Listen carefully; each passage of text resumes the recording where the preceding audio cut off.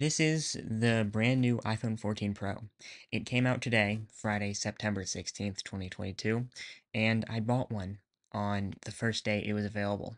This is actually the first time I've gotten an iPhone on its launch day. The controversy of this year's iPhone is the removal of the SIM card slot. You need eSIM to access cellular networks now, at least in the United States. I'm pretty sure every other country besides the US has the SIM card slot still on the phone, but for the US, it seems to be pretty smooth. I did go to the T-Mobile store, however, and they did say that there was a lot of issues coming up, so I guess it's not really amazing so far.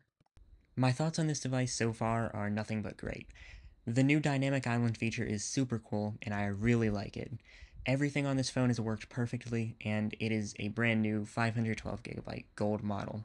So thank you for watching this short video.